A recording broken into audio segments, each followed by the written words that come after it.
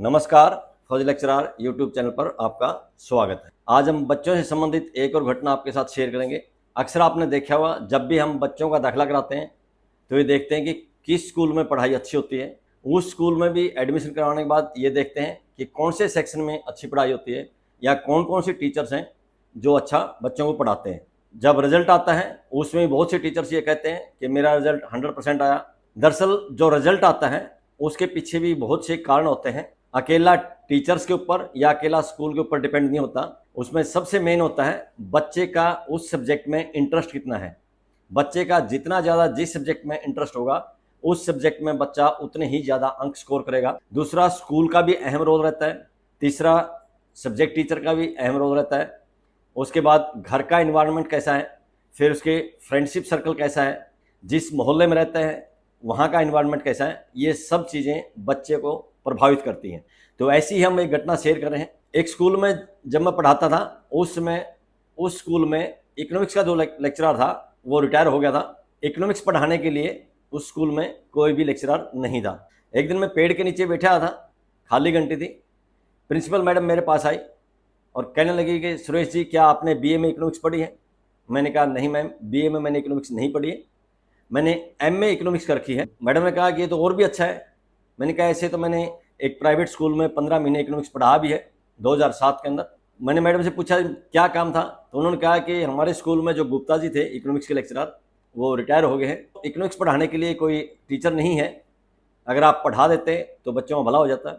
मैंने कहा ठीक है मैम, पढ़ा देंगे, कोई दिक्कत नहीं। हालांकि मैंने जो एमए इकोनॉमिक्स की है वो इंग्लिश मीडियम से की है, क्योंकि पूना यूनिवर्सिटी से की थी। पूना यूनिवर्सिटी में 2 ही मीडियम थे, मराठी मीडियम और इंग्लिश मीडियम। मराठी ना आती थी ना सीख सकते थे, इसलिए इंग्लिश मीडियम से की थी। 2007 में जिस प्राइवेट स्कूल में मैंने +1 +2 इकोनॉमिक्स पढ़ा था वहाँ हिंदी मीडियम में पढ़ा था, लेकिन वो भी 2007 में पढ़ा था। एमए की जो इकोनॉमिक्स की थी वो 2001 में की थी। काफ़ी लंबा गैप है, लेकिन फिर भी बिना टीचर के बच्चे पढ़ेंगे उससे अच्छा कुछ न कुछ तो मैं उनको सिखाऊंगा, जिससे बच्चों का रिजल्ट कुछ न कुछ अच्छा जरूर होगा। बाकी बच्चों के ऊपर डिपेंड रहेगा। तो मैडम ने कहा +1 और +2 में से कौन सी आप क्लास पढ़ा सकते हो? मैंने कहा जी दोनों पढ़ा देंगे। मैडम ने कहा कि दोनों पढ़ाओगे तो फिर आपके जो पीरियड हैं वो ज़्यादा हो जाएंगे, आपके किसी दूसरी क्लास के पीरियड कम कर देंगे। मैंने कहा दूसरी क्लास के पीरियड भी मेरे कम करने की जरूरत नहीं है। जब घर से सुबह नहा धोकर तैयार होकर आ जाते हैं तो सारा दिन पढ़ाने में हमें कोई दिक्कत नहीं है, खाली घंटे की मुझे ज़रूरत नहीं है।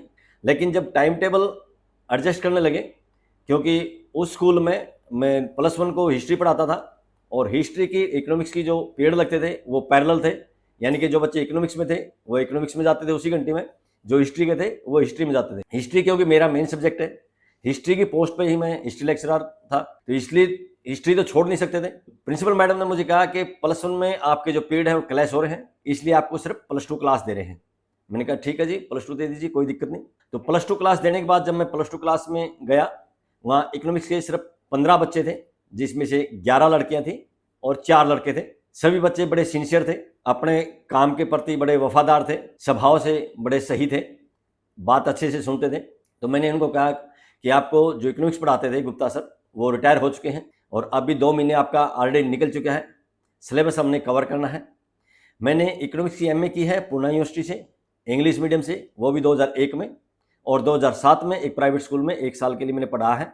यहाँ मैं आपको किताब के अंदर पढ़ के उसको एक्सप्लेन करूँगा, आपने समझना है। और एक बात याद रखना, गुरु गुरु बताते, चेले गजब उड़ाते, यानी कि मेरा काम है आपको रास्ता दिखाना। अगर आप उस रास्ते पर चलेंगे, मेरी बात को ध्यान से सुनेंगे, समझेंगे और घर पर जाकर मेहनत करेंगे तो रिजल्ट बहुत अच्छा आएगा। जो रिजल्ट आएगा उसके अंदर आपका 80% योगदान रहेगा और मेरा सिर्फ 20% योगदान रहेगा। तो जब पढ़ाता था बच्चे बड़े ध्यान से सुनते थे। एक लड़की थी जिसका नाम तन्नू था, वो ज़्यादातर पढ़ाई में व्यस्त रहती थी। घर की परिस्थितियाँ उसकी ऐसी थी कि घर पे भी उसको सारा काम करना पड़ता था, लेकिन फिर भी पढ़ाई में बहुत अच्छी थी।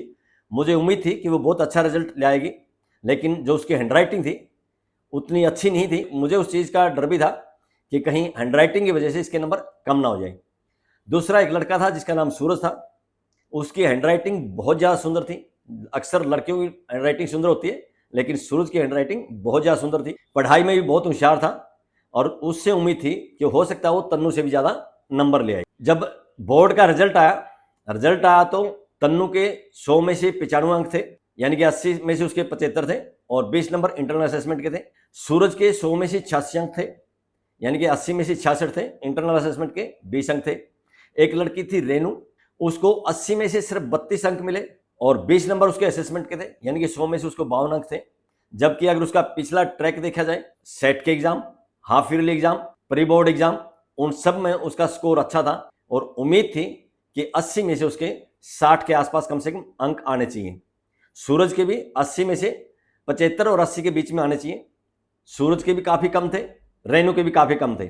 जब रिवैल्यूएशन का और रीचेकिंग का शेड्यूल जारी किया ज्ञानी बोर्ड ने, वो सारी डिटेल मैंने उन बच्चों के ग्रुप में डाली थी और रेनू से, सूरज से मैं व्यक्तिगत रूप से पर्सनली मिला था और उनको सलाह दी थी कि आप रीचेकिंग का ना भर के रिवैल्यूएशन का फॉर्म भरिए।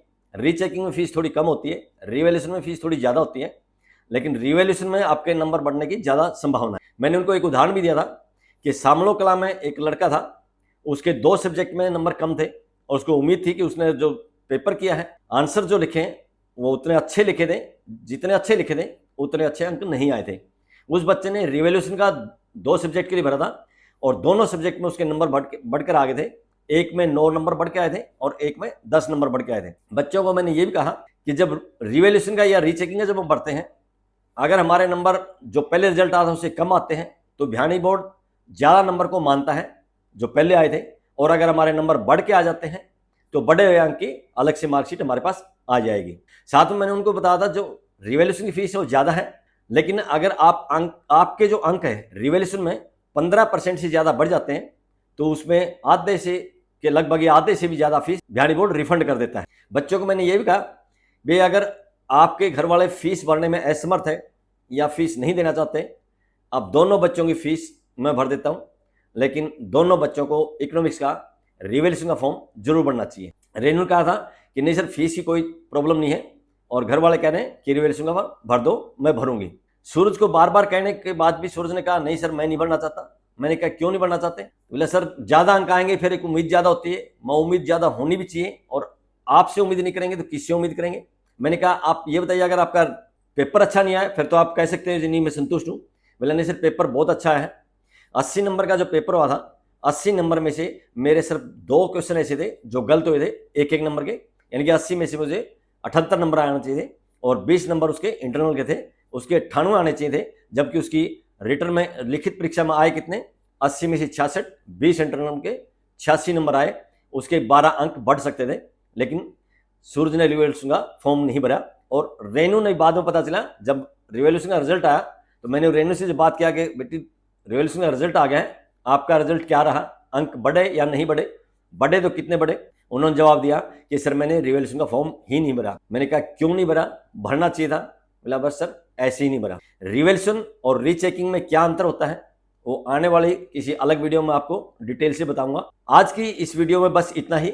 वीडियो अच्छी लगे तो लाइक कीजिए, दोस्तों के साथ शेयर कीजिए। इसी तरह की सच्ची घटनाएं देखने के लिए चैनल को सब्सक्राइब कीजिए। बहुत बहुत शुक्रिया, धन्यवाद, जय हिंद।